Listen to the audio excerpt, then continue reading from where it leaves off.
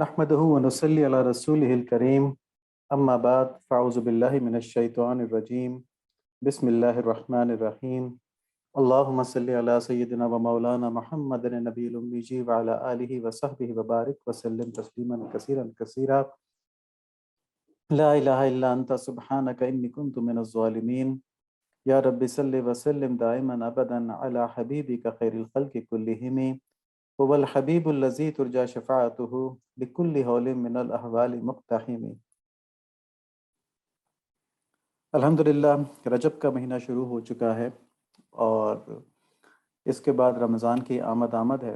رمضان ایک بہت ہی عظیم الشان مہینہ ہے اور اس کی پوری قدر کرنی چاہیے۔ تو آج ہم نے اس سلسلے میں کچھ باتیں کی بھی ہیں، انشاءاللہ رمضان تک اس سلسلے میں ہماری کچھ نہ کچھ ترغیب اور کچھ نہ کچھ باتیں چلتی رہیں گی۔ ان چیزوں کو ہم اس پس منظر میں دیکھتے ہیں کہ ہماری زندگی کے معاملات میں دین کو بنیادی اہمیت حاصل ہو جائے۔ زندگی کے ہر معاملے میں دین کو بنیادی اہمیت حاصل ہو جائے۔ تو آج اس سلسلے میں کافی زیادہ کنسیپچول باتیں ہوں گی۔ ہم کوشش کریں گے کہ پیس ذرا کم رہے۔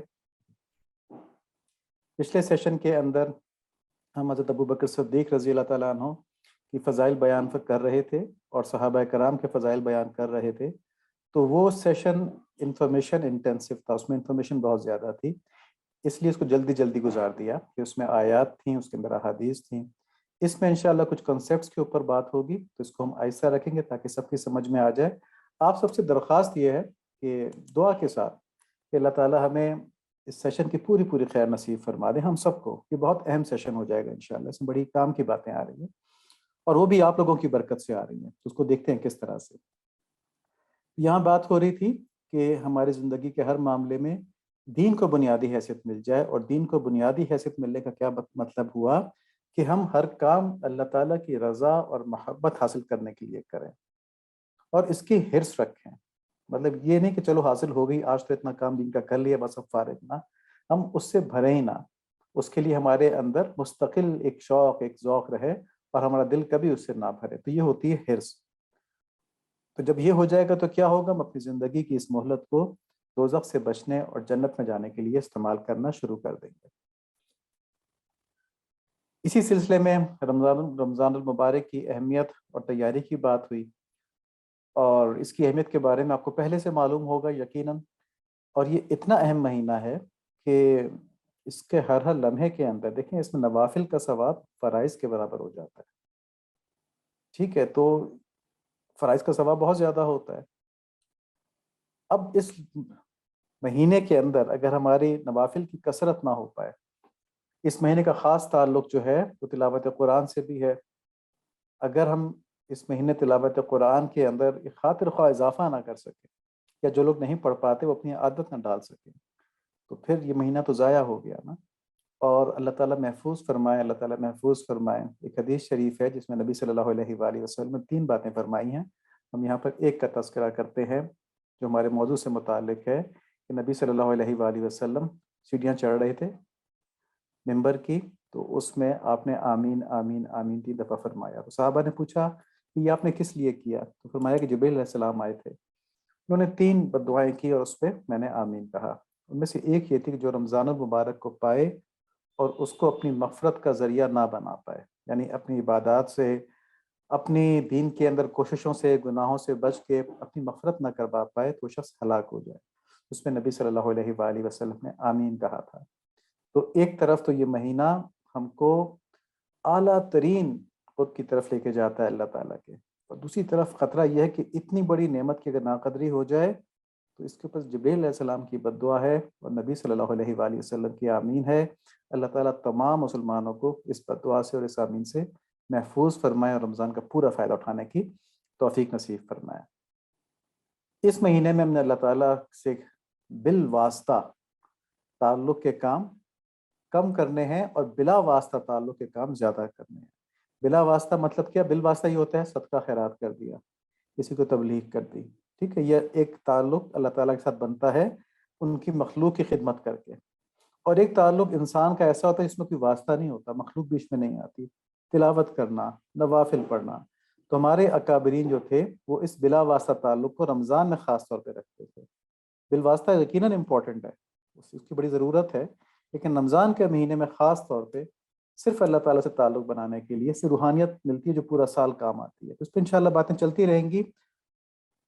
بڑے لوگوں سے، ایڈلٹ سے یہ درخواست ہے کہ آپ تھوڑی سی محنت، تھوڑا سا سوچ کے یہ لکھیں کہ آپ رمضان المبارک کی تیاری کیسے شروع کریں گے. رجب شروع ہو گیا ہے نا، تو اب آپ ذرا پوائنٹس بنا لیں. اور پچھلی دفعہ ہمیں 2 رائٹنگز آئی تھیں، اس سے ہم نے کافی اچھی باتیں نوٹ کی ہیں. آج انشاءاللہ اس کا تذکرہ ہوگا. تو اگر آپ کچھ رائٹنگز ہم سے شیئر کر لیں گے نا، تو اس کی برکت سے تمام گروپ ممبرز کو فائدہ ہوگا، اور ان کی تمام کوششوں کے اندر جن لوگوں نے رائٹنگز شیئر کی ہیں ان کو بھی فائدہ ہو جائے گا، ان سب کا ثواب ان کو ملتا رہے گا. ٹھیک ہے. تو اگر ہم یہ چاہتے ہیں کہ ہم ایک اجتماعی کام کا حصہ بن جائیں، تو ہمیں چاہیے کہ ہم سوچیں کہ ہم رمضان المبارک کی تیاری آج سے کیسے شروع کریں گے کہ ہم رمضان کا پورا فائدہ اٹھا لیں. تو یہ آپ نے لکھ کے بھیجنا ہے. ہم نے ایک اسائنمنٹ دی تھی کہ دین کی حرص سے ہمیں کیا چیز روک رہی ہے. دین کی حرص کے لیے کیا تھا کہ ہر لمحہ ہوشیار رہیں کہ کہیں نفس اور شیطان اللہ عز و جل کے ناراضگی سے ہمیں غفلت میں نہ ڈال دیں. محتاط رہیں کہ ہمیں کہیں گناہ میں ہم سے کہیں کوئی گناہ نہ ہو جائے، اور تیار رہیں کہ کہیں کوئی نیکی کا موقع ہم سے ضائع نہ ہو جائے. اور شکر گزار رہیں کہ ہر آن برستی اللہ تعالیٰ کی رحمتوں اور نعمتوں کے اندر ہم جی رہے ہیں. ہمیں نیکیاں کمانے کے موقع مل رہے ہیں اور گناہوں سے بچنے کے مواقع مل رہے ہیں. ٹھیک ہے. تو یہ ہوشیار رہنا، محتاط رہنا، تیار رہنا، شکر گزار رہنا، یہ صرف جب ممکن ہے جب ہم آخرت کے لیے حریص ہوں، ورنہ یہ ہر وقت نہیں ہو پائے گا. کبھی کبھی ہو جائے گا. ہر وقت یہ جب بھی ہوگا جب ہماری سیکنڈ نیچر بن جائے، طبیعت ثانیہ بن جائے، کہ ہم آخرت کو چھوڑنے کے لیے تیار ہی نہ ہو. ایک لمحہ ہم چاہیں کہ کامیاب بن جائے ہمارا آخرت کے لحاظ سے. تو یہ حرص کب پیدا ہوتی ہے؟ یہ حرص تب پیدا ہوتی ہے جب اللہ تعالیٰ سے محبت سب سے زیادہ ہو جائے. کیونکہ آدمی حرص اسی چیز کی کرتا ہے جس سے اس کو محبت ہو.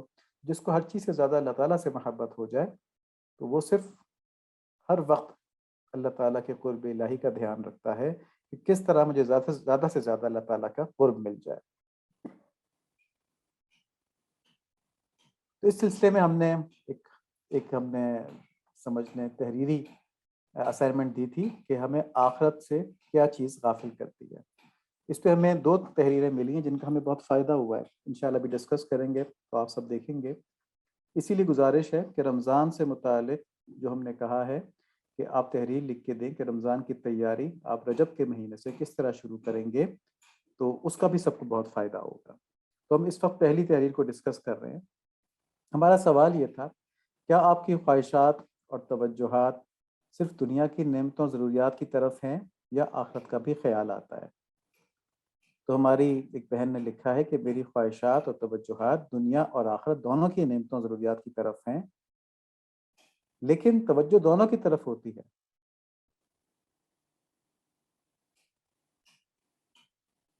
لیکن میں ان کے اوپر بیلنس نہیں کر پاتی کیونکہ دنیا کے اندر مصروف ہو کے میں آخرت کی طرف سے توجہ ہٹا لیتی ہوں. تو ہم نے یہاں پہ یہ آگے بات آئے گی.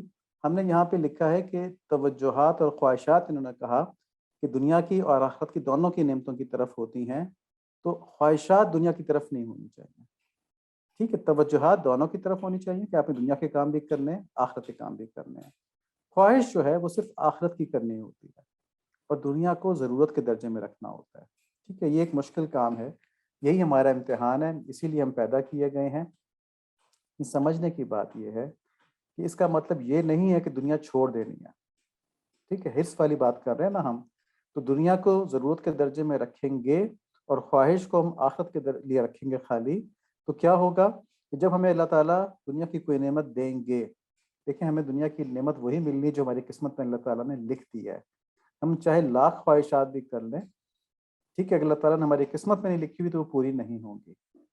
ٹھیک ہے. تو دنیا کی خواہشات صرف اس حد تک ہوتی ہیں کہ ہم ان کو آخرت کی کمائی کا ذریعہ بنا دیں. یعنی کہ جیسے آگے بات ہوگی، اگر ہم ڈاکٹر بننا چاہ رہے ہیں تو ہماری خواہش ہے ڈاکٹر بننا، لیکن ہم اس میں نیت کیا کر لیں کہ ڈاکٹر بننے سے ہمارا مقصد پیسے کمانا نہیں ہے بلکہ انسانیت کی خدمت ہے.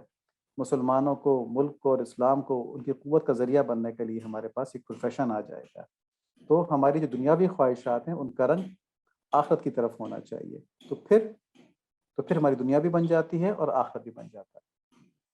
تو یہاں پر بات یہ ہوئی کہ دنیا کی طرف تو توجہ ہونی چاہیے، خواہش صرف آخرت کے لیے ہونی چاہیے، اور جب دنیا کی کوئی نعمت ملے تو اسے اللہ تعالیٰ کا انعام سمجھ کر اس نسبت سے، رغبت سے استعمال کرنا چاہیے۔ مطلب یہاں پہ وہ رہبانیت نہیں ہے کہ اگر اچھا کھانا مل گیا تو ہمیں کہنے جی ہم تو اچھا کھانا نہیں کھائیں گے، ہمیں تو تعلق اللہ تعالیٰ سے ہے خالی۔ تو وہ اچھا کھانا بھی ہمیں اللہ تعالیٰ ہی نے دیا ہے، کیونکہ محبوب کی طرف سے انعام آیا ہے، تو اس کو پھر اس رغبت سے استعمال کریں کہ میرے محبوب کی طرف سے میرے لیے ایک تحفہ ہے۔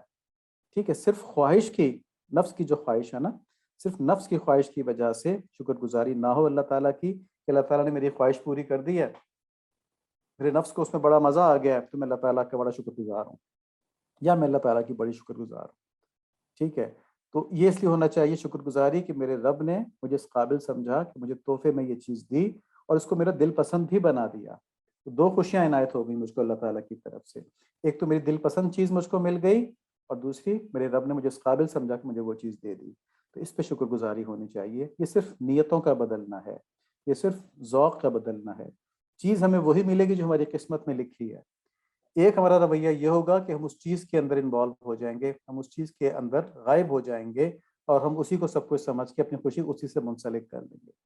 دوسرا رویہ کیا ہوگا کہ ہم اس چیز کو اپنے محبوب رب کی عنایت سمجھیں گے اور شکر ادا کریں گے کہ یا اللہ آپ کا کتنا احسان ہے کہ آپ نے یہ نعمت بھی دی اور اس کو میرا دل پسند پہلے سے بنا دیا، تاکہ جب یہ ملے تو مجھے خوشی ہو اور میں آپ کا شکر ادا کروں۔ ٹھیک ہے، تو مجھے امید ہے کہ یہ جو نیتوں کا ڈفرینس ہے، ذوق کا ڈفرینس اس سمجھ میں آ گیا ہوگا۔ تو یہاں پہ خلاصہ یہ ہوگا اس بات کا کہ دنیا ضرورت کی حد تک رکھی جائے اور خواہشات اللہ کریم کی رضا کی اور آخرت کی بڑھوتی کے لیے ہوں۔ ٹھیک ہے، تو یہ یہاں پہ ایک بہت امپورٹنٹ بات ہے کہ دنیا ضرورت کے تحت ہو، تو اس پہ خالی توجہ ہوگی، ہماری توجہ ہوگی، اس کی ہم خواہش اس طرح نہیں کریں گے جس طرح آخرت کی خواہش ہوتی ہے، کیونکہ حرص کا تعلق خواہش کے ساتھ ہے نا، تو وہ تو ہم بات کر رہے ہیں کہ ہمیں خالی آخرت کی حرص ہونی چاہیے۔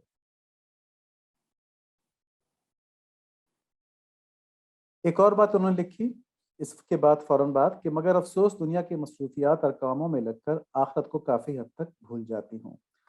تو انہوں نے کہا تھا کہ میری توجہات اور خواہشات دنیا اور آخرت دونوں کی طرف ہیں، لیکن دنیا کی مصروفیات میں الجھ کے میں آخرت کے کاموں میں تھوڑا سست ہو جاتی ہوں، تو کافی حد تک بھول جاتی ہوں۔ یہاں پر یہ عرض کرنا ہے کہ اسلام جو ہے وہ اعتدال کا دین ہے۔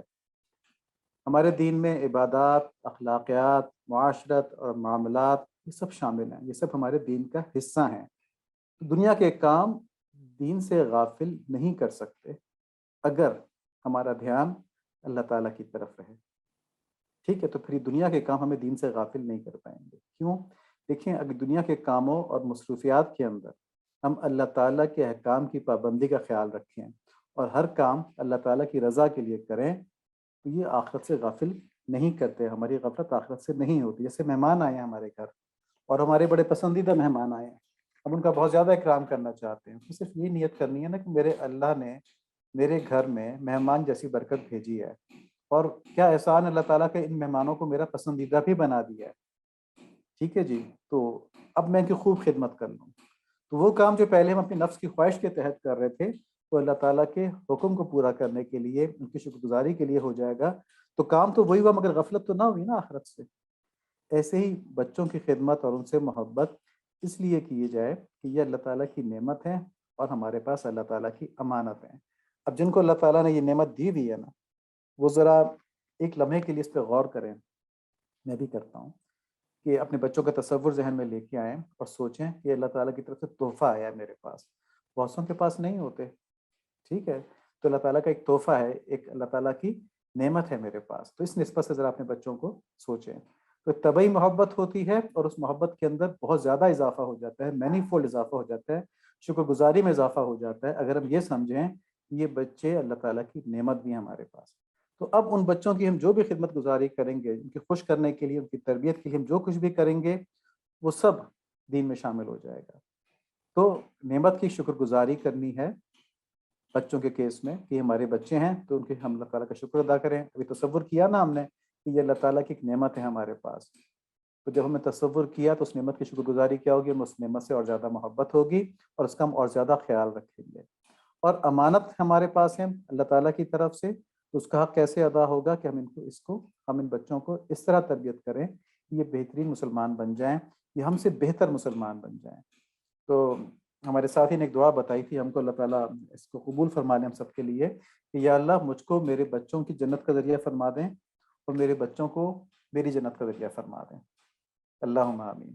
تو خلاصہ کیا ہوا کہ دنیا کی ضروریات اور مصروفیات پوری کرتے وقت اگر ہم اللہ تعالیٰ کے احکامات کے اوپر نظر رکھیں تو یہی دنیا آخرت بن جاتی ہے۔ تو ہماری بہن نے جو کہا کہ میں دنیا کے مصروفیات میں لگ کر آخرت و کافی حد تک بھول جاتی ہوں، غالباً ان کی مراد اس میں یہ ہے کہ وہ نماز روزے اور نفلی عبادات سے غافل ہو جاتی ہیں۔ تو نفلی عبادات کا اپنا وقت ہوتا ہے، لیکن جب آپ کے پاس کوئی معاملے کی بات آ گئی، کوئی معاشرت کی بات آ گئی، آپ نے بچوں کی اخلاقی تربیت کرنی ہے، تو اس میں کوئی حرج نہیں ہے، بلکہ یہ دین کا حصہ ہے کہ ان سب کے لیے بھی وقت نکالنا ہے۔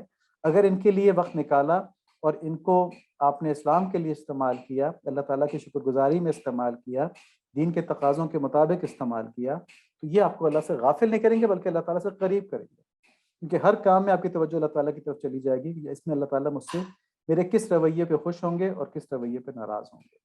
تو اللہ تعالیٰ ہمیں دین کی طرف سے ایک کانشیسنس نصیب فرما دیں، آمین۔ تو ان خاتون نے فرمایا کہ توجہ دونوں طرف ہوتی ہے، خواہشات دونوں طرف ہوتی ہے، لیکن دین کے مصروفیات میں کئی دفعہ ذرا غافل ہو جاتی ہوں دنیا کی مصروفیات میں دین سے، پھر والدین یا اساتذہ کی نصیحت سے، کسی واقعے یا خبر سے، ہمارے جو ہفتے کا تربیتی پروگرام ہوتا ہے اس سے دوبارہ دین کی طرف متوجہ ہو جاتی ہوں، لیکن ایک یا دو ہفتے بعد پھر غافل ہو جاتی ہوں۔ تو یہ تو ماشاءاللہ آپ نے بڑی اچھی بات کی، یہ نیک صحبت کا اثر ہوتا ہی ہے۔ آج انشاءاللہ اس کے اوپر ہم مزید بات بھی کریں گے اگر وقت مل گیا تو۔ اس لیے نیک صحبت کا خصوصیت سے اہتمام کرتے رہنا چاہیے۔ اللہ تعالیٰ نے آپ کے ذریعے ہم سب کو بھی ایک پریکٹیکلی یہ بات ثابت کر دی کہ نیک لوگوں کی صحبت سے، ان کی باتیں سن کے دین کی طرف توجہ ہو جاتی ہے۔ اس لیے روزانہ دین کی نصیحت کے لیے کچھ وقت نکال کر بزرگوں کی باتیں سنیں، کتابیں پڑھیں اور اصلاحی ذکر کی پابندی کریں۔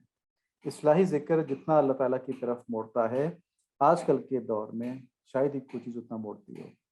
ٹھیک ہے، تو یہ اس کی تفصیل ہے اصلاحی ذکر کی، جو ہم سے پوچھے گا اس کو بتا دیں گے، لیکن وقت آنے کے اوپر اس کے اوپر ہم ایک لیکچر بھی کر لیں گے۔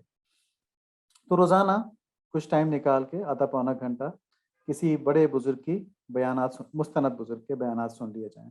اختلافی باتیں نہیں سننی، ٹھیک ہے، جو بہت سے ویب سائٹس بنی ہوئی ہیں، یوٹیوب کے اوپر چینلز بنے ہوئے ہیں جس کے اندر یہ بتایا جاتا ہے کہ جی فلاں چیز غلط ہے، فلاں چیز غلط ہے، دین جو ہے یہ تو اس طرح سے ہے، نئی نئی باتیں نکالی جاتی ہیں، ان میں نہیں جانا، بلکہ جو مستند لوگ ہیں، مستند علماء ہیں، جیسے حضرت تقی عثمانی صاحب ہیں، ٹھیک ہے، اس طرح اور بھی نام ہیں، تو ان کے بیانات سن لیں، حضرت شاہ صاحب کے بیانات سن لیں، جو سلسلے کے لوگ ان کو تو فائدہ حضرت شاہ صاحب سے ہوگا نا، ٹھیک ہے، تو تزکیہ.org اس کا ویب سائٹ ہے۔ تو ان کی باتیں روزانہ سنتے رہیں گے تو انشاءاللہ دین کا ماحول بنا رہے گا اور غفلت نہیں ہوگی۔ ایسے دوست بنائیں جن سے دین کی باتیں ہو سکیں اور ایک دوسرے کو نصیحت کرتے رہیں، ٹھیک ہے۔ تو دوستی بھی اگر ایسی ہوگی، دنیا سے غافل لوگ ان سے دوستی اگر رکھی جائے گی نا تو ظاہر ہے پھر غفلت تو آئے گی۔ تو دوست بھی ہم ایسے بنائیں کہ اگر ہمیں کوئی غفلت تھوڑی وقتی طور پہ طاری ہو بھی گئی ہے تو ان سے بات کر کے دور ہو جائے، اگر ان کے اوپر طاری ہو گئی ہے تو جب ہم سے بات کریں تو ان کی دور ہو جائے۔ تو دیندار لوگوں کو، دین سے محبت کرنے والے لوگوں کو اپنا دوست بنائیں۔ اور جو پہلے بات کی تھی کہ دنیا کو ضرورت کے درجے میں رکھیں، خواہش کے نہیں، اور جب اس کے لیے کچھ عمل کر رہے ہوں تو حلال حرام مستحبات وغیرہ کا خیال رکھیں اور نیت اللہ تعالیٰ کی اطاعت اور محبت کی رکھیں، ٹھیک ہے۔ تو پھر وہ جو آپ نے فرمایا نا کہ دنیا کے اندر مصروفیات جو میری ہوتی ان کی وجہ سے غفلت آ جاتی دین کی طرف، تو وہ دنیا کی مصروفیات دین کی طرف متوجہ کرنے والی بن جائیں گی پھر۔ اور اس کے علاوہ یہ جو نیک صحبت ہے، ٹھیک ہے، یہ مستقل اس کو ایکسلریٹ کرے گی، اس کو بڑھائے گی، اس آپ کی ذوق اور شوق کو، اس آپ کی اللہ تعالیٰ کی طرف بڑھنے کی بے چینی کو انشاءاللہ۔ اور جو شیخ ہوتے ہیں خاص طور پہ ان کی بات، اور اگر ابھی تک کہیں پہ اصلاحی سلسلہ نہیں جوڑا ہے تو مستند علماء کی باتیں دن میں تھوڑی بہت ضرور سنتے رہنا چاہیے۔ تو خلاصہ کیا ہوا کہ اپنے ارد گرد دینداری کا ماحول قائم رکھنے کی کوشش کریں اور خالص دنیا داری اور لا یعنی کاموں سے بچیں، وہ کام جو صرف دنیا داری کے لیے ہوتے ہیں نا، جیسے کمپیوٹر گیم کھیل لی، اس میں تو کوئی دین کی نیت نہیں ہو سکتی نا. خدا نخواستہ فلم دیکھ لی تو اس میں بھی کوئی دین کی نیت نہیں ہو سکتی. غیبت کے اندر بھی دین کی نیت نہیں ہو سکتی. ٹھیک ہے، تو ان کاموں سے بچیں، اللہ تعالیٰ محفوظ فرمائے. دوسرا سوال تھا کہ آخرت کی فکر میں کیا آپ صرف دوزخ سے بچنا چاہتے ہیں یا چاہتی ہیں، یا جنت بھی اعلیٰ ترین چاہتے یا چاہتی ہیں. انہوں نے بڑی اچھی بات لکھی ہے، اس بات کے بہت سے پہلو ہیں. انہوں نے لکھا کہ اعلیٰ جنت کے حصول اور دوزخ سے بچنے کی دعا تو ضرور کرتی ہوں، لیکن دینی کام کرتے وقت نیت صرف اللہ تعالیٰ کی اطاعت کی ہوتی ہے کہ رب کی اطاعت ہی میں ہماری بھلائی ہے. ٹھیک ہے، تو دعا کرتی ہیں دوزخ اور جنت کی، دوزخ سے بچنے کی، جنت میں جانے کی، لیکن جب کوئی عمل کر رہی ہوتی ہیں تو ماشاءاللہ اس کے اندر نیت بڑی اخلاص والی ہوتی ہے کہ اپنے رب کی اطاعت کرنی ہے، کیونکہ اسی میں بھلائی ہے. اس میں توکل بھی ہے، اس میں بندگی بھی ہے، اس میں اخلاص بھی ہے. اس نیت کے ساتھ اپنے اعمال کو بہتر بنانے کی کوشش کرتی ہوں کہ جب اللہ کریم نے صحیح اور غلط کا شعور دیا ہے تو پھر اپنے اعمال پر قابو پانا ہمارا فرض ہے، اور ایسا نہ کرنا ناشکری ہے. تو ماشاءاللہ یہ شکر گزاری کا پہلو بھی اس کے اندر آ گیا، عقل مندی کا پہلو بھی اس کے اندر آ گیا، اور اللہ تعالیٰ کی بندگی کا بھی آ گیا. ٹھیک ہے، تو یہ آپ کی جو پورا کنسیپٹ ہے یہ ماشاءاللہ بڑا اچھا ہے. اس کو تھوڑا سا ہم ذرا انالائز کر لیتے ہیں کہ دعا کرنے کا مطلب یہی ہوتا ہے کہ دوزخ کا آپ کو خوف ہے اور جنت کی آپ کو لالچ ہے، اور یہ بالکل شرعی تقاضے کے مطابق ہے. ٹھیک ہے، یہ دعا تو ہر ایک کو کرنی چاہیے، کیونکہ اللہ کے نبی صلی اللہ علیہ وآلہ وسلم نے سکھائی ہے. جنت کی لالچ کرنی چاہیے، دوزخ سے بچنا چاہیے. دیکھیں، کوئی بھی اللہ تعالیٰ کی سزا اور انعام سے بے نیاز نہیں رہ سکتا. ٹھیک ہے، ورنہ بندگی کامل نہیں ہوگی. کوئی یہ نہیں کہہ سکتا کہ یا اللہ میں تو صرف آپ کی عبادت کر رہا ہوں، مجھے جنت دوزخ سے کیا ہے. وہ ہوتے ہیں بزرگ، وہ بزرگ ایسے ہوتے ہیں جو یہ بات کرتے ہیں کہ ان کا مقصد یہ نہیں ہوتا کہ مجھے جنت دوزخ سے کیا ہے، بلکہ ان کا مقصد یہ ہوتا ہے کہ جنت دوزخ مجھے آپ کی نسبت سے عزیز ہیں. ٹھیک ہے، دوزخ سے بچنا اور جنت میں جانا آپ کی نسبت سے عزیز ہے. مطلب کیا ہوا کہ دوزخ میں جانا آپ کی ناراضگی کے سبب سے ہوتا ہے، تو آپ کو ناراض میں نہیں کر سکتا. ٹھیک ہے، تو اس میں جو عذاب ہوتا ہے وہ سیکنڈ لیول پہ چلا جاتا ہے دوزخ کا. پہلی چیز اللہ تعالیٰ کی ناراضگی سب سے بڑا عذاب بن جاتی ہے، تو اس سے بچنا چاہتے ہیں. ان کے اللہ تعالیٰ سے تعلق اتنا گہرا ہوتا ہے کہ دوزخ کے عذاب کے مقابلے میں اللہ تعالیٰ کی ناراضگی کا عذاب ان کو زیادہ لگ رہا ہوتا ہے. اس لیے وہ بات کرتے ہیں کہ ہم تو صرف اللہ تعالیٰ کے لیے دوزخ سے بچنا چاہتے ہیں. اور جنت کے معاملے میں جنت کی نعمتوں سے بے نیاز نہیں ہوتے، کیونکہ حضرت یعقوب علیہ السلام کے اوپر جب وہ ٹڈیوں کی بارش ہو رہی تھی اور اس کو ان کو اٹھا کے اندر لے کے جا رہے تھے، اللہ تعالیٰ نے پوچھا کہ تمہارا دل نہیں بھرا اس سے؟ تو ان کا آپ کی نعمتوں سے میرا دل کبھی نہیں بھر سکتا. تو اہل اللہ کی شان یہ ہوتی کہ اللہ تعالیٰ کی نعمتوں کے حریص ہوتے ہیں، لیکن ان کے اوپر اللہ تعالیٰ کی محبت ایسی غالب ہوتی ہے کہ جنت کو وہ اللہ تعالیٰ کی رضا کی جگہ سمجھتے ہیں. تو جنت کی نعمتوں سے زیادہ ان کو بات یہ کھل گئی ہوتی ہے کہ جنتوں کی تمام نعمتوں سے بڑی نعمت اللہ تعالیٰ کی رضا، ان کا دیدار ہے. تو اس لیے وہ جنت دوزخ کی بات نہیں کرتے، وہ اللہ تعالیٰ کی ڈائریکٹ بات کرتے ہیں. لیکن ان کے لاشعور میں یہ چیز ہوتی ہے کہ وہ دوزخ سے بچنا اور جنت میں جانا چاہتے ہیں، کیونکہ ہمارا کوئی عمل جو ہے وہ ہمیں دوزخ سے بچا نہیں سکتا، جنت میں لے جا نہیں سکتا جب تک اللہ تعالیٰ کی رضا اس میں شامل نہ ہو جائے. اس لیے تمام اعمال ہمیں اللہ کی رضا کے لیے ہی کر لینے چاہیے، اور یہی اخلاص نیت ہے جو آپ کرتی ہیں. ماشاءاللہ یہ بڑی اچھی بات ہے. اگر دوزخ کے خوف سے اعمال کریں تو اس کے پیچھے کیا نیت ہوگی؟ دوزخ میں کون ڈال سکتا ہے ہم کو؟ اللہ تعالیٰ ڈال سکتے ہیں نا. تو اگر ہم کہیں اللہ ہم دوزخ سے بچنے کے لیے یہ فلاں گناہ کام نہیں کر رہے، فلاں گناہ والا کام نہیں کر رہے، تو اس کا کیا مطلب ہوگا کہ ہم اللہ تعالیٰ کو ناراض نہیں کرنا چاہتے، ورنہ اللہ تعالیٰ میں دوزخ میں ڈال دیں گے. تو ہے تو اللہ تعالیٰ کے ساتھ تعلق نا، تو یہ بھی ٹھیک ہے. اور اگر جنت کی خواہش کے لیے عمل کریں تب بھی کیا ہوگا کہ اللہ تعالیٰ راضی ہوں گے تو ہمیں جنت میں ڈالیں گے نا. تو اللہ تعالیٰ کو راضی کرنا بھی ضروری ہے، تو یہ بھی اللہ تعالیٰ کی رضا کے لیے ہو گیا. ٹھیک ہے، تو اصل بات یہ ہے کہ دوزخ اور جنت ایسے عظیم ہے کہ ان سے غفلت ممکن نہیں. لیکن اصل مقصد اللہ کریم کی رضا، ان کی محبت کا حصول ہے. جس کو یہ مل گئے ان کو دوزخ سے نجات بھی مل گئی اور جنت حاصل بھی ہو گئی. تو یہ سب کا سب جو ہے یہ سب بیک وقت ضروری ہے. ٹھیک ہے، اس میں کبھی کسی کے اوپر کوئی پہلو غالب ہوتا ہے، کبھی کسی کے اوپر کوئی پہلو غالب ہوتا ہے.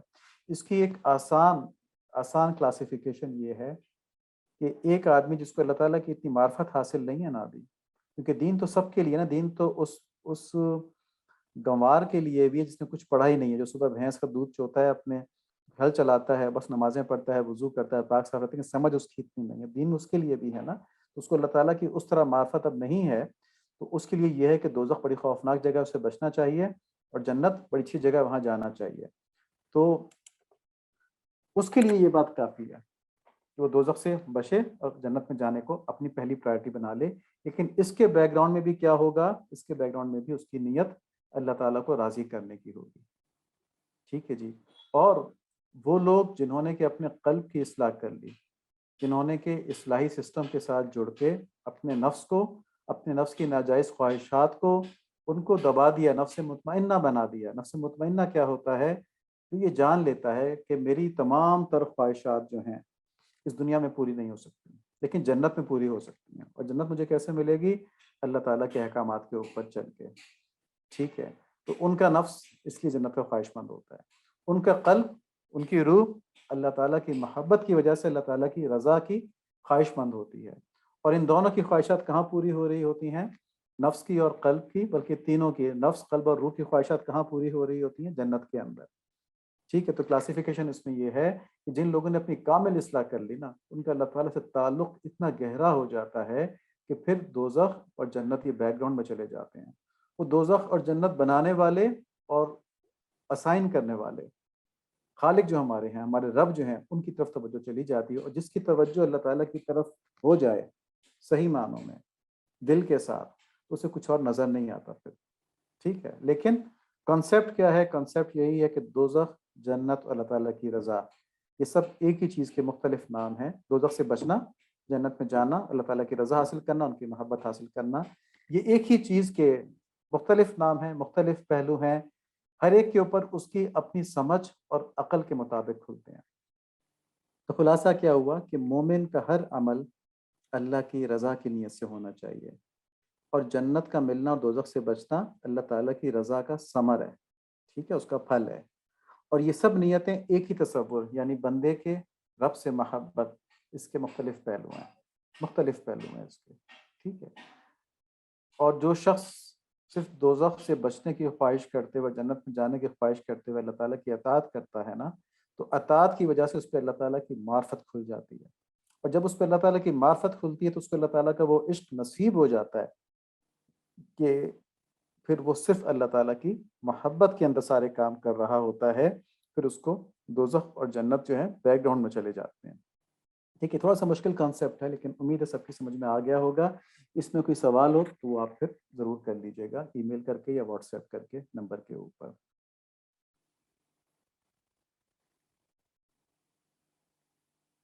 اگر خواہش یا عمل میں کمی ہے، یعنی دین کی حرص کی خواہش میں کمی ہے، یا دین کو زیادہ سے زیادہ بڑھانے کے عمل میں کمی ہے، تو غور کریں کہ سارا دن توجہ کن جائز یا ناجائز دنیاوی ضرورتوں کے اوپر رہتی ہے.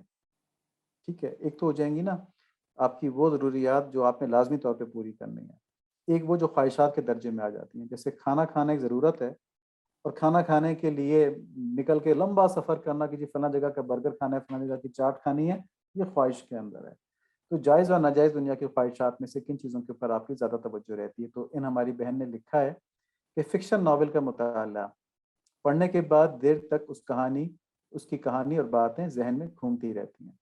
تو دیکھیں یہ تو ہوتا ہے، اور یہ ہمارے لیے بہت اہم بات ہے سمجھنا. یہ کم از کم ایک لایانی کام ہے جس کا نہ دین میں فائدہ نہ دنیا میں فائدہ ہے، فکشن کا پڑھنا. اور اگر یہ ناول جو ہیں یہ ذہن کے اندر کوئی غلط افکار ڈال دیں، ٹھیک ہے، ایسی باتیں جو دین کے خلاف ہو جاتی ہیں، دین کو نقصان پہنچاتی ہیں، تو پھر یہ ناول پڑھنا بھی گناہ ہو جائے گا. اور ایسے ہی فلمیں دیکھنا بھی ہے کہ فلمیں بھی ذہن کے اندر مستقل سوار رہتی ہیں، اور آدمی اس میں کھویا رہتا ہے، تو ظاہر دین کی طرف توجہ تو نہیں ہو پائے گی. اور اگر وہ فلمیں ذہن کے اندر دین کے خلاف باتیں ڈال دیتی ہیں تو پھر وہ گناہ کا کام تو فلم میں ویسے بھی ہو جاتا ہے نا، میوزک کی وجہ سے، تصویر کی وجہ سے. تو ناول کے اندر یہ چیز ہے کہ اس سے بچنا چاہیے. ٹھیک ہے. اور آپ نے آگے جو علاج تجویز کیا بالکل ٹھیک ہے، وہ بھی دیکھتے ہیں، ڈسکس کرتے ہیں اس کو. دوسری چیز بتائی کہ سستی دنیاوی اور آخرت دونوں کاموں میں رکاوٹ ڈالتی ہے. تو یہ بڑا اہم آپ نے انڈیکیٹر بتایا ہے. دیکھیں صحت مند ہونے کے باوجود سستی جو ہے نا، یہ کس وجہ سے ہوتی ہے؟ بڑے غور سے سننی ہے یہ بات کہ صحت مند ہونے کے باوجود سستی ہوتی ہے دلچسپی کی کمی کی وجہ سے. جس کام میں ہمیں دلچسپی نہ ہونا اس پہ ہم سستی کر دیتے ہیں. ٹھیک ہے. تو ہوتا یہ ہے کہ جب دین کی طرف بھی دھیان لگا اور دنیا کی طرف بھی دھیان لگا ہو تو دین کا اتنا اثر ضرور ہو جاتا ہے کہ آدمی دنیا کے جو بہت زیادہ خواہش ہوتی ہے نا، لذت ہوتی ہے، جو اس کی بہت زیادہ اہمیت ہوتی ہے، وہ آدمی کے دل سے اتر جاتی ہے. ٹھیک ہے، تو اس لیے دنیا کے کچھ کاموں سے بھی آدمی کو بے رغبتی ہو جاتی ہے کیونکہ دلچسپی نہیں رہتی اس کے اندر.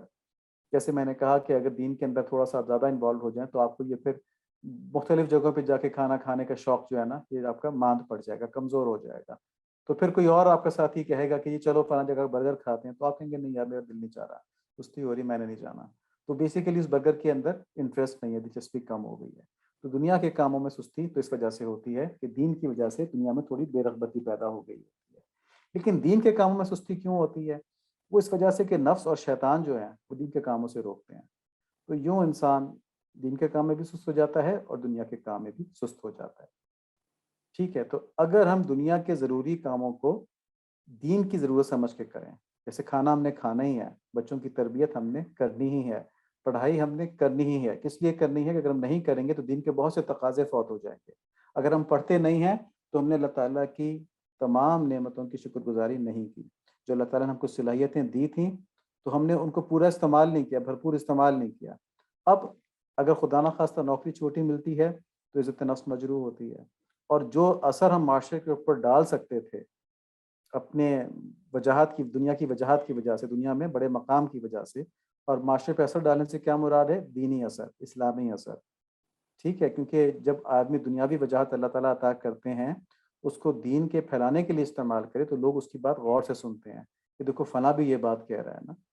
ٹھیک ہے، تو ہمارے دنیا کے جو ضروری کام ہیں اگر ان کو بھی ہم اس لیے کرنا شروع کریں کہ یہ ہماری دین کی ترقی کا سبب بنیں گے تو اس سے دنیا کی ضروریات بھی پوری ہوتی رہتی ہیں اور اللہ تعالیٰ کے احکام کے مطابق بھی کام ہوتا رہتا ہے. اس طرح ہمارے سارے کام عبادت بن جاتے ہیں، تو اس لیے ان میں سستی نہیں رہتی پھر. ٹھیک ہے، پھر ہمارے اندر اس کے اندر چستی آ جاتی ہے جب ہم اس کو دین کی حرص کے لحاظ سے کریں. اور ہم نے ایک طریقہ تو یہ بتایا نا دنیاوی کاموں کی سستی دور کرنے کے لیے کہ اس کو دین بنا لیں. اب اگر دینی کاموں میں بھی سستی ہو تو بھئی اس کا علاج تو یہی ہے جو اللہ تعالیٰ نے بتایا ہے کہ یا ایھا الذین آمنوا اتقوا اللہ وکونوا مع الصادقین، کہ اے ایمان والو تقوی اختیار کرو اور اس کے لیے صادقین کے ساتھ ہو جاؤ. تو صحبت صالحین کے ساتھ ہونا پڑے گا. تو جو بھی ہم نے بات کی تھی پہلے کہ اپنے ارد گرد کا ماحول جو ہے وہ دینی رکھیں، دنیا دار والوں لوگوں کو قریب نہ کریں، دیندار لوگوں کو قریب کریں. تو صحبت صالحین کی نیت سے بزرگوں کے بیانات سنیں، بزرگوں کی باتیں سنیں، بزرگوں سے دعاؤں کی درخواست کریں، ان سے تعلق رکھیں، ان سے دوستی رکھیں. ٹھیک ہے، تو اس سے دین کے کاموں میں سستی دور ہوگی. اور دوسرا، ذکر اذکار کثرت سے کریں. جو موقع فارغ مل جائے اس میں درود شریف پڑھ لیا، اس میں کلمہ پڑھ لیا. بہت سے فارغ اوقات ہوتے ہیں ڈرائیونگ کرتے وقت جب ہم کچھ بھی نہیں کر رہے ہوتے، فضول سوچ رہے ہوتے ہیں. ٹھیک ہے، تو اس میں ذکر اذکار کثرت سے کریں، کیونکہ اللہ تعالیٰ کے نبی صلی اللہ علیہ وآلہ وسلم کا فرمان ہے کہ دلوں کا زنگ ذکر سے دور ہوتا ہے، اللہ تعالیٰ کے ذکر سے دور ہوتا ہے.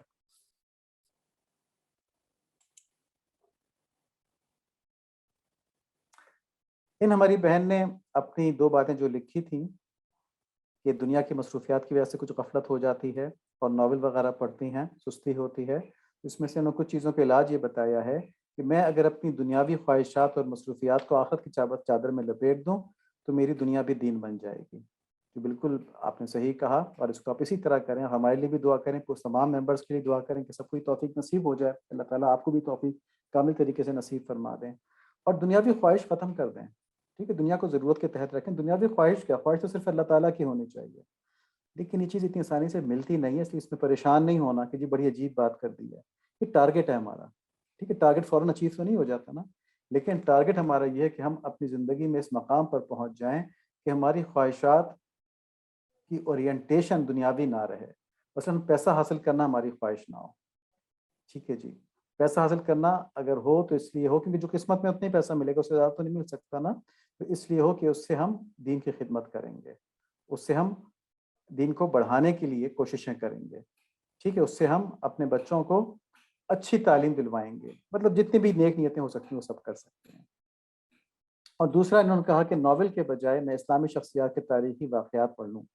تو بہت اچھا ہے ابھی ہم اس کے اوپر تھوڑی سی بات کریں گے، ٹائم کم رہ گیا لیکن ہم نے کہا تھا ہم پیس سلو رکھیں گے. ابھی بھی کوئی سوال رہ گئے اس کے اوپر تو پوچھے جا سکتے ہیں، انشاءاللہ کر لیں گے. ایک اور ہماری بہن نے کچھ چیزیں بھیجی ہیں ہم کو، ان کو ہم جسٹ اسکین کر لیں گے، اس کے اوپر ہم لیکن اگلے ہفتے ہم بات کریں گے تفصیل سے.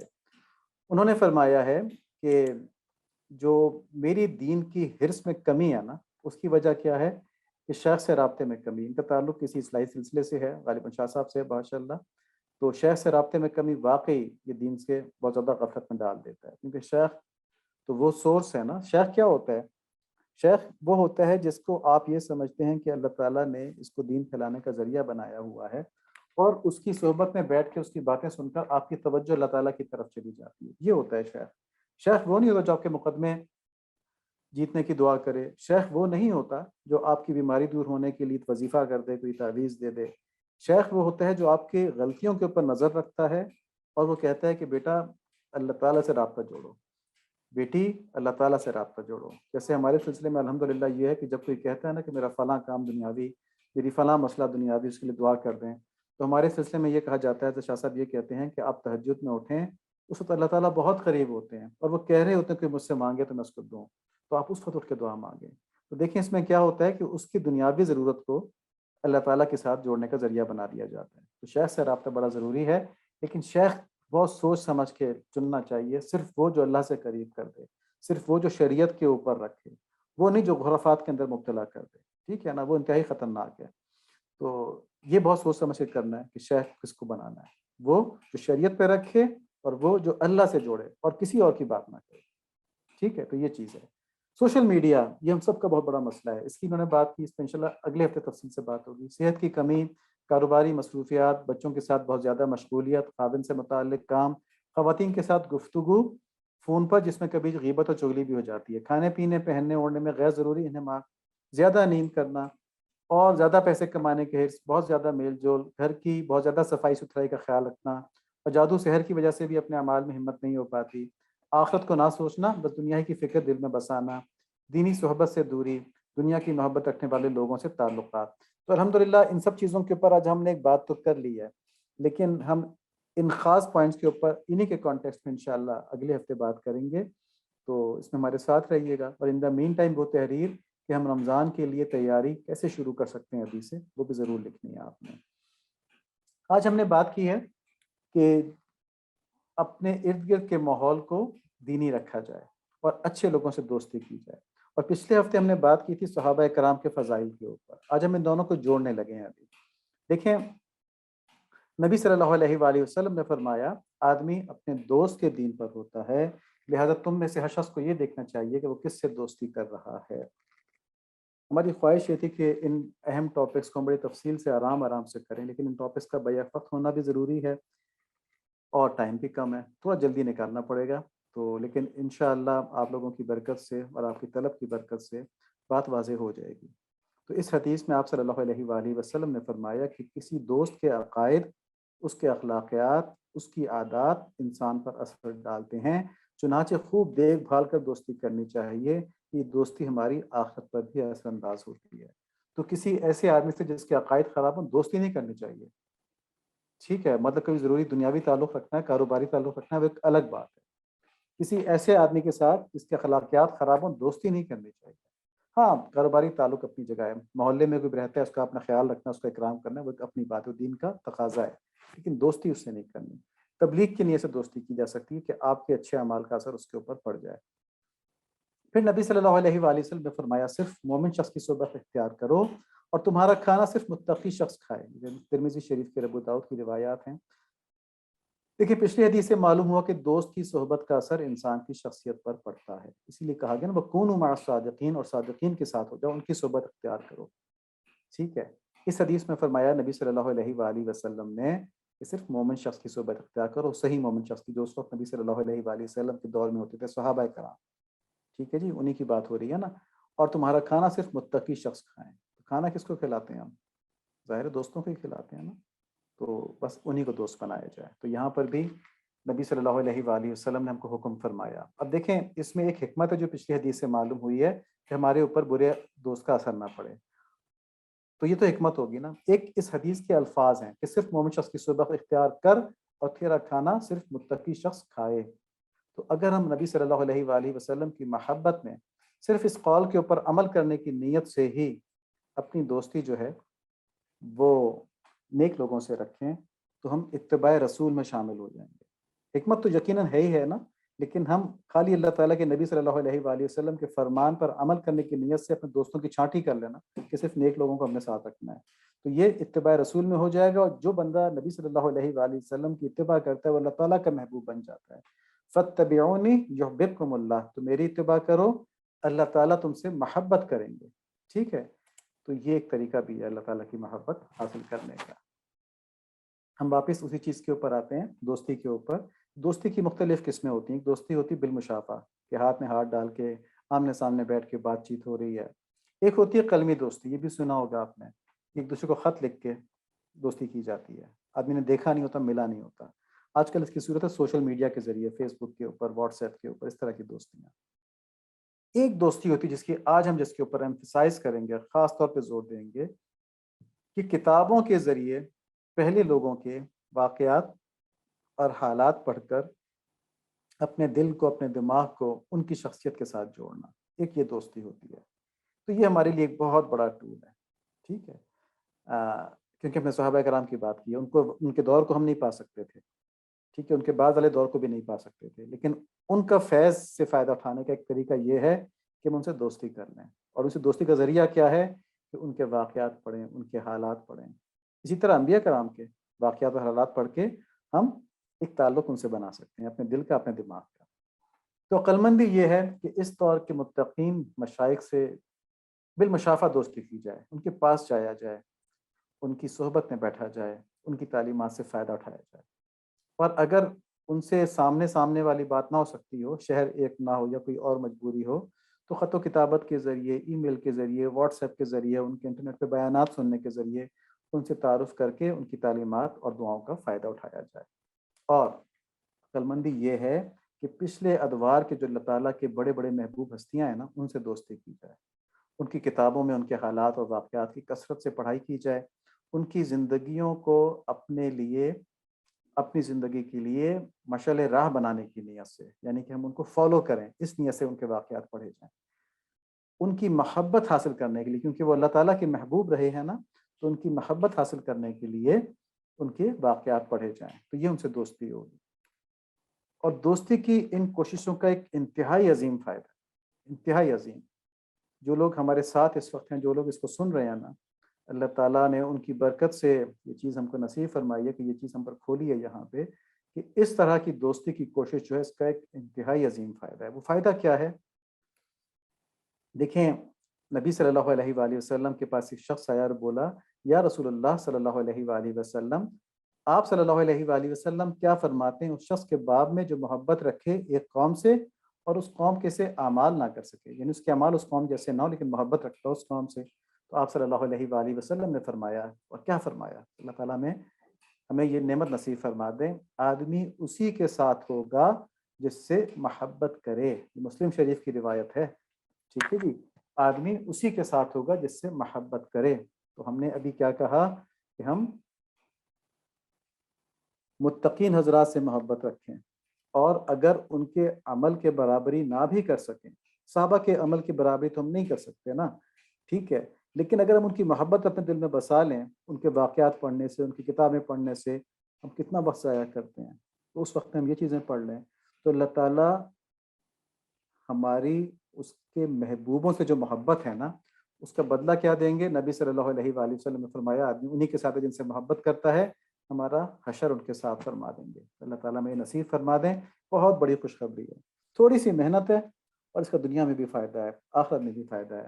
تو ہمیں چاہیے کہ ہم اپنا وقت ضائع نہ کریں اس دور کے ہیروز یا بزنس مین یا اسپورٹس مین یا ایکٹرز یا کامیڈین وغیرہ کے حالات اور واقعات پڑھنے میں۔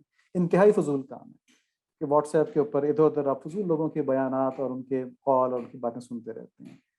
ان سے ہماری ذہنی دوستی ہو جائے گی اس طرح سے، اگر ہم ان کے بہت زیادہ پڑھیں گے نا، ان لوگوں کو، ان سے ہماری ذہنی دوستی ہو جائے گی، جس کی وجہ سے جو ان کے اندر دین سے غفلت ہے نا، اس سے ہم بھی متاثر ہوں گے، ٹھیک ہے۔ وہ دنیا کے بہت سے اچھے کام صرف اس لیے کرتے ہیں کہ وہ اچھے ہیں، اس لیے نہیں کرتے کہ اللہ تعالیٰ کو راضی کیا جائے۔ ٹھیک ہے، ہم دنیا کا ہر کام اس لیے کرنا چاہتے ہیں کہ اس سے اللہ تعالیٰ راضی ہو جائے، تو ہم تو رسے سے پتھر بھی اس لیے ہٹانا چاہتے ہیں کہ اللہ تعالیٰ ہم سے راضی ہو جائیں۔ تو ہمارا ان لوگوں سے الحمدللہ ثم الحمدللہ کوئی تعلق نہیں ہے جن کا اللہ تعالیٰ سے تعلق نہیں ہے۔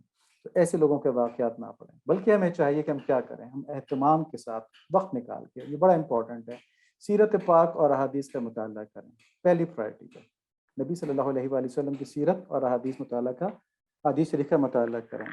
تو اس کی نسبت سے انشاءاللہ اگلے ہفتے سے ہمارے جو واٹس ایپ گروپ ہیں اس کے اندر ایک آڈیو سیرت کے اوپر اور ایک آڈیو حدیث شریف کے اوپر معرف الحدیث سے شیئر کی جائے گی، تاکہ ہم اگر پڑھ نہ سکتے ہوں تو کم سے کم ہمارا اتنا رابطہ رہے کہ ان آڈیوز کو ہم سن کے نبی صلی اللہ علیہ وآلہ وسلم سے اپنا تعلق بنانے کی کوشش کریں اور قلبی محبت کا تعلق بنانے کی کوشش کریں۔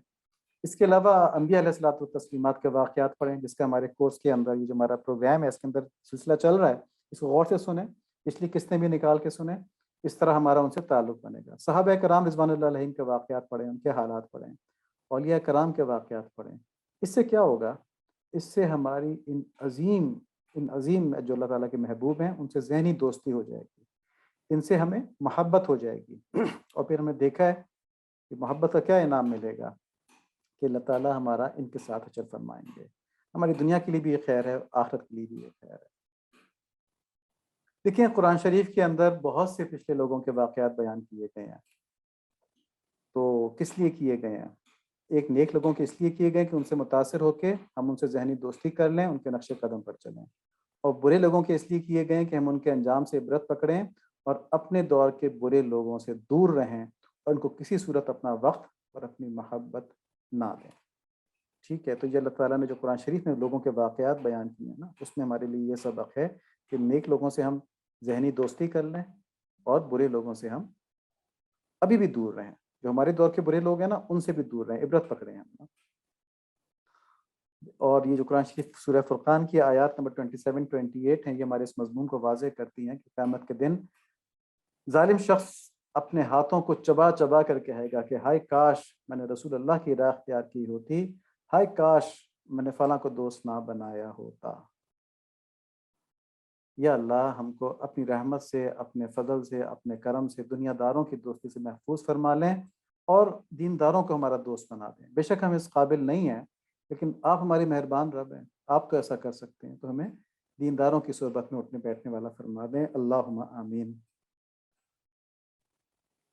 تو اسلامی ہیروز کی زندگیاں ہمارے سامنے دین پر عمل کرنے کے سلسلے میں کیس اسٹڈیز کی طرح ہوتی ہیں۔ ہم یہ چیزیں پڑھیں گے نا جب انبیاء علیہ السلام کی، صحابہ کرام کی، اولیاء کرام کی، تو ہمارے دین کی کوالٹی ڈیفرنٹ ہو جائے گی۔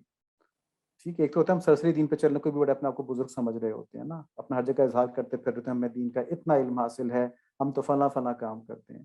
کوالٹی چینج ہونے کے بعد کیا ہوگا کہ ہمیں خیال ہی نہیں آئے گا کہ ہم دین کا کوئی بڑا کام کر رہے ہیں، ہم تو بس اللہ تعالیٰ کے سامنے ہمیشہ عاجزی کے ساتھ اپنے گناہوں کے اوپر معافی مانگتے رہیں گے، اور جب ہم عبادت کریں گے تو اس عبادت میں ہمیں کیفیت احسان انشاءاللہ حاصل ہوگی۔ ٹھیک ہے، اور ہمیں اسلامی شناخت پر فخر پیدا ہوگا کہ ہم ان عظیم شخصیات کے وارثین میں سے ہیں۔ ہم امریکہ کو کسی کھاتے میں نہیں ڈالیں گے، ہم گورے کو کسی کھاتے میں نہیں ڈالیں گے۔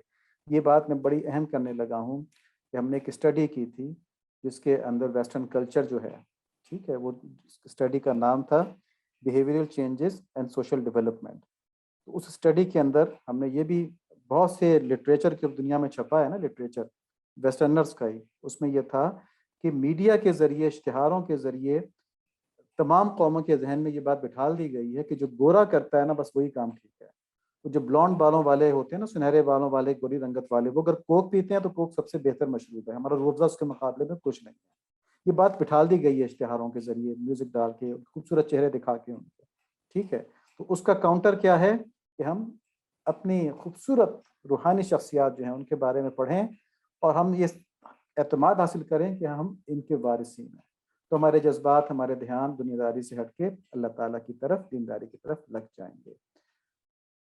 اور یہاں پہ صرف ایک فلیور کے لیے نا، ذائقے کے لیے، نبی صلی اللہ علیہ وآلہ وسلم کا، صحابہ کا ذکر جو قرآن شریف میں ہوا ہے، سورہ فتح کی آیت نمبر 29 ہے، محمد صلی اللہ علیہ وآلہ وسلم اللہ کے رسول ہیں اور جو لوگ ان کے ساتھ ہیں کافروں پر سخت ہیں، آپس میں رحم دل ہیں، تو انہیں دیکھے گا رکوع اور سجدے کر رہے ہیں، اللہ تعالیٰ کے فضل سے اس کی رضامندی کے جستجو میں لگے ہوئے ہیں۔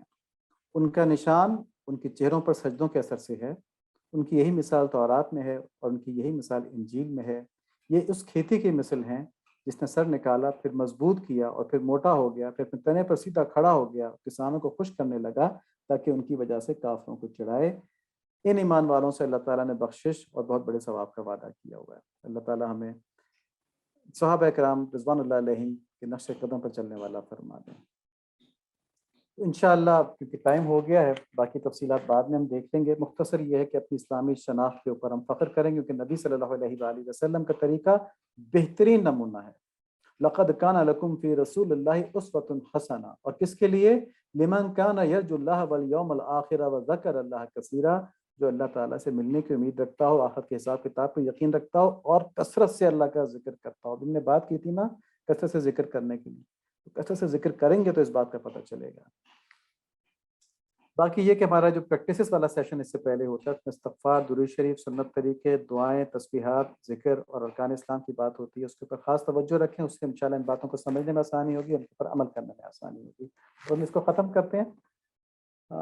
دو تین مختصر باتیں تھیں کہ ہم نے کہا تھا کہ اللہ تعالیٰ کی رضا حاصل کرنے کے ذرائع کیا ہیں، تو اس میں سے ایک یہ تھا قرآن شریف کی تھوڑی سی تلاوت روزانہ کریں۔ اب رمضان آنے والے ہیں تو اس نیت سے کریں تاکہ رمضان میں ہماری خوب پریکٹس ہو جائے، اور قرآن شریف کے 5 آیات، 3 آیات، 4 آیات، 10 آیات جتنی ہو سکے ان کا ترجمہ معرف القرآن سے پڑھ لیں یا پھر آسان ترجمہ قرآن سے پڑھ لیں، وہ سب سے آسان ہے، وہاں سے پڑھ لیں، ٹھیک ہے۔ تیسرا، نوافل کو کم مت سمجھیں، نوافل کو بہت اہمیت ہے، کثرت سے نوافل پڑھنے کی کوشش کریں۔ اللہ تعالی ہمیں عمل کی توفیق نصیب فرمائے، آمین۔